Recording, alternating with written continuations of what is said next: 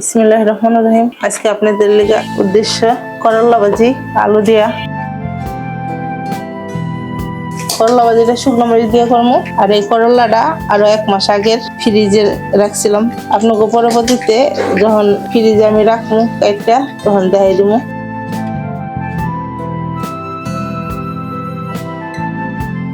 এই যে 1 মাস আগে রাখছিলাম, কালারও আছে, ওর ভাজিটাও দেখাবো।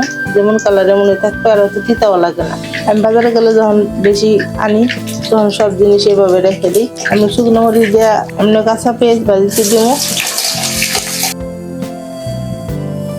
আর একটু পেঁয়াজ শুকনো মরিচের লাগে পেঁয়াজটা ভাজিয়ে দিতে হবে।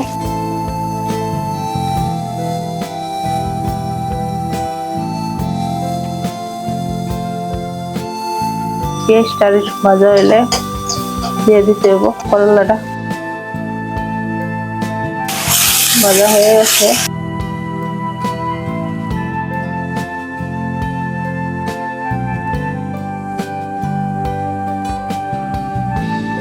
এখন কাঁচামরিচ পেঁয়াজ এটি সব দিয়ে দিব।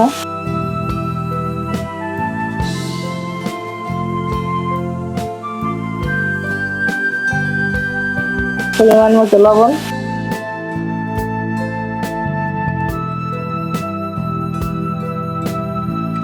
আর একটু হলুদ।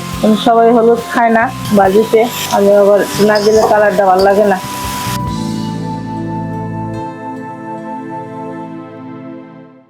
এখন নাড়াচাড়া দিয়ে 5 মিনিট লেগে চুলার আঁচটা বাড়িয়ে রেখে দিব। এখন আমার ভাজিটা কি অবস্থায় আছে, আমি বর্তমানে আরো 2-3 লাড়া দিচ্ছিলাম।